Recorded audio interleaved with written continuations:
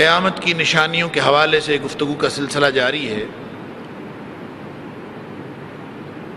اور گزشتہ جمعے میں امام مہدی کے حوالے سے کچھ احادیث کا جائزہ ہم لے رہے تھے، جس کے بارے میں چند اشارات ان احادیث کے اندر بھی موجود تھے جو احادیث کتاب الملاحم جنگوں کے حوالے سے اس سے پہلے ہم نے جن کا مطالعہ کیا ان میں بھی اشارات موجود۔ دو حدیثیں میں نے آپ کے سامنے بیک وقت رکھی تھیں، ایک حضرت ام سلمہ رضی اللہ تعالی عنہا جس کی راویہ ہیں، اور دوسری وہ حدیث جس کے راوی حضرت ثوبان رضی اللہ تعالی عنہ ہیں۔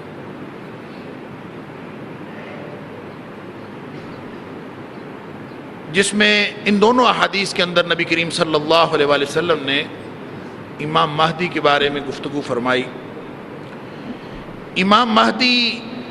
کے حوالے سے امت کے اندر بہت سارے مغالطے پائے جاتے ہیں۔ ایک بات یہ ذہن میں رکھیے کہ بہت سے لوگ آپ کو ایسے ملیں گے جو یہ کہتے ہیں کہ امام مہدی کے بارے میں جتنی روایات ہیں وہ ساری کی ساری ضعیف ہیں، لہٰذا کوئی ایسی شخصیت آنے والی نہیں ہے۔ کسی ایسی شخصیت کا انتظار کرنا یہ نبی کریم صلی اللہ علیہ وآلہ وسلم کے احادیث کسی بھی صحیح حدیث سے ظاہر نہیں ہوتا۔ ان میں بہت سارے جدید دور کے مفکرین بھی شامل ہیں، جن میں بر صغیر کے لوگ بھی ہیں، مصر کے لوگ بھی ہیں، اور کچھ عرب کے لوگ بھی ہیں جو اس بات کو تسلیم نہیں کرتے، لیکن بیشتر عرب اور جمہور مسلمان وہ اس بات کو تسلیم کرتے ہیں کہ امام مہدی کے حوالے سے جو روایات ہیں وہ تواتر کے درجے کو پہنچتی ہیں۔ تواتر محدثین کے ہاں وہ اصطلاح ہے، متواتر حدیث اس کو کہتے ہیں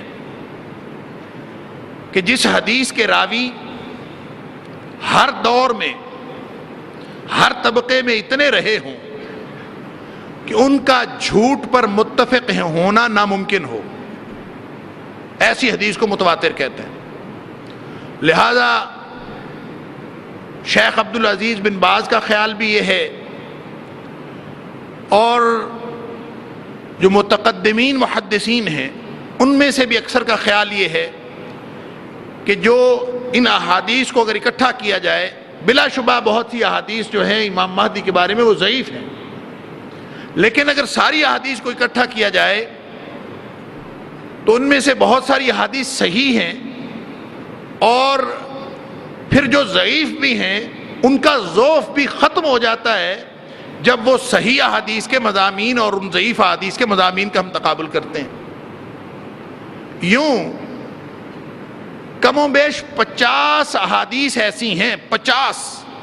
جس کے اندر امام مہدی کا ذکر ہے، اور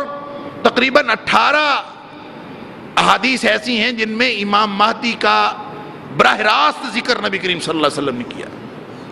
باقی وہ احادیث ہیں جن کے اندر اشارات ملتے ہیں، اسی دور کی بات ہے، امیر کی بات کہہ کے کر دی گئی ہے، خلیفہ کی بات کر کے کہہ دی گئی ہے۔ مثلا یہ فرما دیا گیا کہ قرب قیامت ایک ایسا خلیفہ ہوگا جو اس وقت زمین کو عدل سے اور انصاف سے بھر دے گا جب یہ ظلم و جور سے بھری ہوئی ہوگی۔ پھر یہ فرمایا وہ ایسا خلیفہ ہوگا کہ لوگوں کو مال تقسیم کرے گا اور وہ بالکل برابری کی سطح پر دے گا، یؤتی المال صحاحا، لوگوں کو برابری کی سطح پر مال تقسیم کرے گا، حق حقوق کا پورا خیال رکھتے ہوئے تقسیم کرے گا۔ کسی صحابی نے پوچھ لیا اللہ کے رسول صلی اللہ علیہ وسلم یہ صحاحا سے کیا مراد ہے؟ تو آپ نے فرمایا کہ وہ کسی کے ساتھ بے انصافی نہیں کرے گا مال دیتے وقت، علی ھذا القیاس۔ بعض احادیث ان میں نبی پاک صلی اللہ علیہ وسلم نے بغیر نام لیے کہ وہ کون ہوگا، آپ نے کسی امیر کسی خلیفہ کا ذکر کیا اور فرمایا قرب قیامت ایک ایسا خلیفہ ہوگا جس خلیفے کے دور میں اللہ اتنی بارشیں نازل فرمائے گا کہ وہ ساری کی ساری رحمت کی بارشیں ہوں گی، اور زمین ایسی کھیتی اگائے گی کہ اس سے پہلے کبھی ایسی کھیتی زمین نے نہیں اگائی ہوگی، اور اس وقت مویشیوں کی، مال مویشیوں کی بھی اتنی کثرت ہوگی کہ اس سے پہلے کبھی نہیں ہوگی. گویا مسلمانوں کے اوپر ایک خوشحالی اور فراوانی کا دور آنے والا ہے. اور ان احادیث کے، وہ صحیح احادیث ہیں، ان کے اندر بھی گویا امام مہدی کے اشارات ملتے ہیں کہ ایک ایسا خلیفہ ہوگا. پھر نبی پاک صلی اللہ علیہ وآلہ وسلم کی ڈائریکٹ احادیث کہ المہدی منا، کہ مہدی ہم میں سے ہے. کہیں فرمایا المہدی من اہل البیت، کہیں فرمایا وہ ہمارے اہل بیت میں سے ہے، کہیں فرمایا المہدی منا اہل البیت، وہ ہمارے اہل بیت میں سے ہے، کہیں فرمایا المہدی منی، مہدی مجھ میں سے ہے، کہیں فرمایا المہدی من عطرتی، وہ میرے خاندان میں سے ہے، کہیں فرمایا من ولد فاطمہ، وہ فاطمہ کی اولاد میں سے ہے. علی ھذا القیاس یہ وہ احادیث ہیں، وہ ساری کی ساری جب اکٹھی کی جائیں تو ان کے کم و بیش 30 صحابہ کرام ہیں جنہوں نے یہ روایتیں، یہ حدیثیں روایت کی ہیں. 30 صحابہ کرام. تو ظاہر ہے اتنے صحابہ کرام سے جو روایت ہوگی وہ تو تواتر کے درجے کو پہنچتی. اور پھر 28 کے قریب صحابہ کرام کے اقوال، احادیث کے علاوہ 28 کے قریب وہ اقوال ہیں جن میں امام مہدی کا ذکر ہے، اور صحابہ کرام نے کسی نہ کسی طور ذکر کیا ہے اپنی محفلوں کے اندر، اپنی گفتگوں کے اندر. تو جب اتنی تواتر سے احادیث موجود ہوں اور یہ کہہ دینا کہ سرے سے وہ ساری کی ساری ضعیف ہے، وہ کس بنیاد پر کہتے ہیں وہ بھی میں عرض کر دیتا ہوں. اس میں سب سے بڑی وجہ یہ ہے کہ ان کا سب سے بڑا اعتراض یہ ہے کہ ان ساری 50 کی 50 روایات میں سے ایک بھی روایت ایسی نہیں ہے جو بخاری شریف اور مسلم شریف میں سے ہو. یعنی صحیحین میں سے کوئی حدیث نہیں ہے، متفق علیہ کوئی حدیث نہیں. باقی چاروں کتابوں میں سے، سیاہ ستہ کی باقی چاروں کتابوں میں،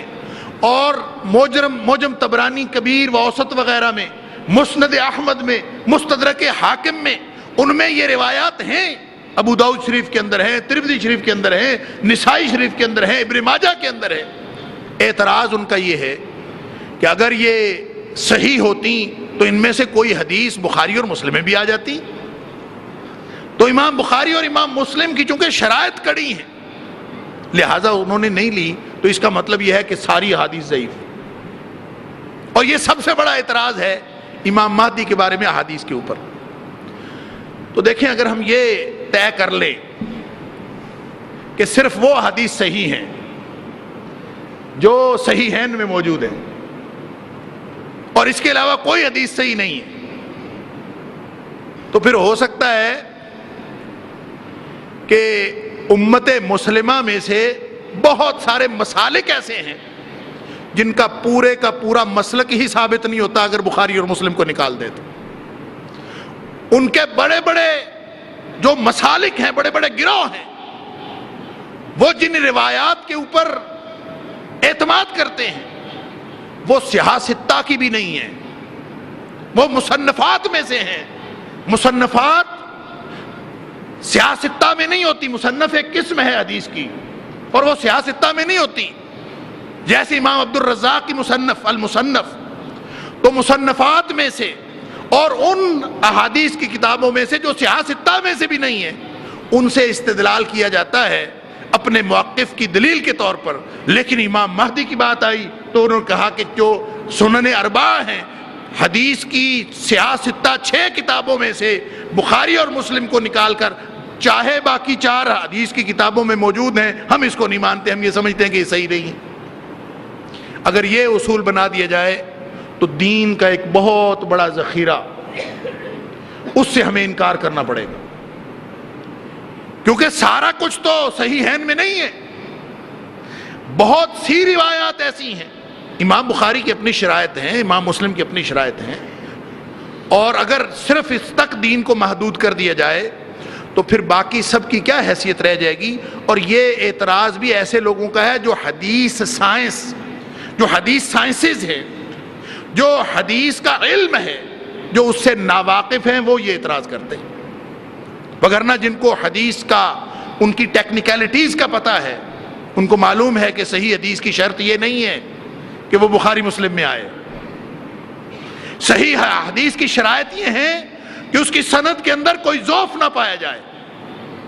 اور اگر سند کے اندر کوئی ضعف نہیں ہے تو بھلے ابن ماجہ میں آئی ہو،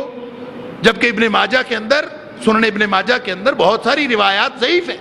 یہ بات درست، لیکن ان کی صحت کے اور ضعف کے اصول ہیں۔ اگر کسی حدیث کو ضعیف کہا جائے گا تو اصول کی بنیاد پر،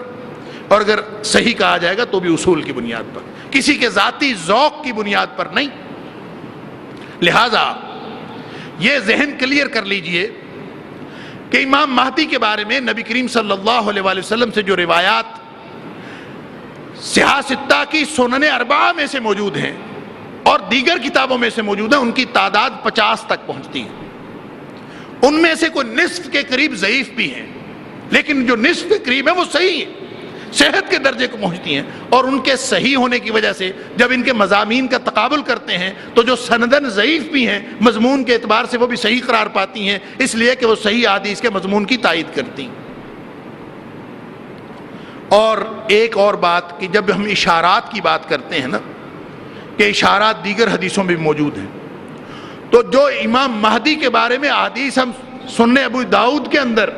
یا ترمذی شریف کے اندر یا معجم طبرانی کے اندر جب ہم دیکھتے ہیں تو وہی احادیث مضمون کے اعتبار سے بعض اوقات ہمیں مسلم شریف اور بخاری شریف کے اندر بھی ملتی۔ مثال کے طور پر ایک بات آپ کے سامنے رکھتا ہوں کہ جس حدیث کا ہم جائزہ لے رہے تھے گزشتہ جمعے میں، حضرت ام سلمہ رضی اللہ تعالی عنہ جس کی راویہ تھی، اور اس کے ساتھ ساتھ پیرالل ہم دونوں حدیثوں کو چلا رہے تھے، ایک حضرت ثوبان رضی اللہ تعالیٰ عنہ کی جو ابن ماجہ کی روایت ہے، اور ایک ام سلمہ رضی اللہ تعالیٰ عنہ کی روایت جو طبرانی کی روایت ہے۔ ان دونوں روایتوں میں اس ماحول کا ذکر ہے کہ جس ماحول کے اندر نبی کریم صلی اللہ علیہ وآلہ وسلم نے فرمایا کہ امام مہدی ظاہر ہوں گے۔ وہ ماحول کیا ہے، یعنی فوری وجہ کیا بنے گی؟ ان دونوں حدیثوں میں الفاظ مختلف ہیں لیکن بات ایک ہی ہے کہ اس وقت کوئی خلیفہ فوت ہوگا مسلمانوں کا، اور اس کے وفات کے بعد مسلمانوں کے اندر اختلاف برپا ہوگا، یہ فوری وجہ ہو۔ اور اوورال تو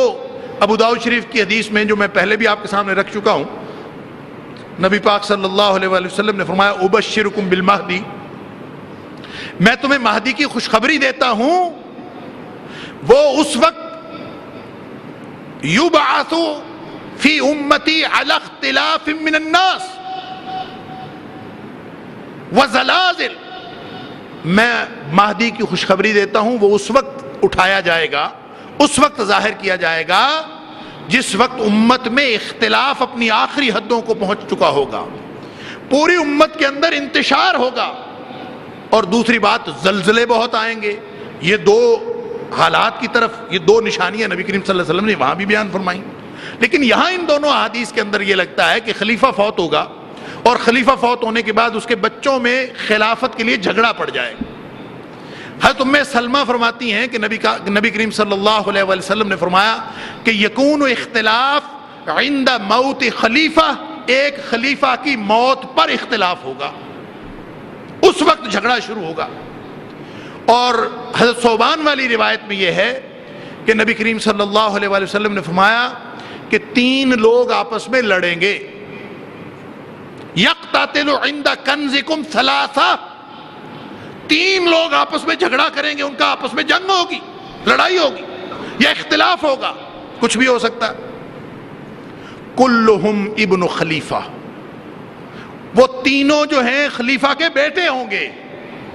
اور بیٹے آپس میں لڑیں گے، تو اس کا مطلب یہ ہے کہ وہ پہلی حدیث اس دوسری حدیث کی وضاحت کر رہی ہے، یا یہ دوسری حدیث پہلی حدیث کی وضاحت کر رہی ہے۔ اس کے بعد نبی کریم صلی اللہ علیہ وآلہ وسلم نے فرمایا کہ ایک پھر شخص نکلے گا، فَيَخْرُجُ رَجُلٌ مِّن بنی ہاشم، بنی ہاشم میں سے وہ نکلے گا، یہ وہی ہے جس کا ذکر نبی کریم صلی اللہ علیہ وسلم نے فرمایا کہ من عطرتی، میرے خاندان میں سے ہوگا، من ولد فاطمہ، فاطمہ کی اولاد میں سے ہوگا رضی اللہ تعالی عنہ، اور وہی جس کے بارے میں آپ نے فرمایا المہدی منی، وہ مجھ میں سے ہوگا، جس کے بارے میں آپ نے فرمایا المہدی منا اہل البیت، وہ ہم میں سے ہوگا، ہمارے اہل بیت میں سے ہوگا۔ تو میں عرض کر چکا ہوں کہ یہ ڈائریکٹ احادیث اس بات کی وضاحت کرتی ہیں کہ نبی کریم صلی اللہ علیہ وسلم نے آپ کی اولاد میں سے محمد بن حسن، محمد بن عبداللہ ان کا نام ہوگا، حضرت حسن کی اولاد میں سے ہوگا، اور گویا حسنی ہوگا، حسینی نہیں ہوگا۔ یہ فرق رکھنا اس لیے ضروری ہے کہ بہت سارے لوگ ایک غائب امام کے منتظر ہیں، اس کو مہدی منتظر کہتے ہیں، کہ ایک ایسا مہدی منتظر جس کا انتظار کیا جا رہا ہے۔ اور وہ کہتے ہیں کہ 260 ہجری میں ایک شخص، ایک امام جس کا نام تھا محمد بن حسن عسکری، اور وہ حضرت حسن کی اولاد میں سے نہیں تھا، وہ حضرت حسین کی اولاد میں سے تھا۔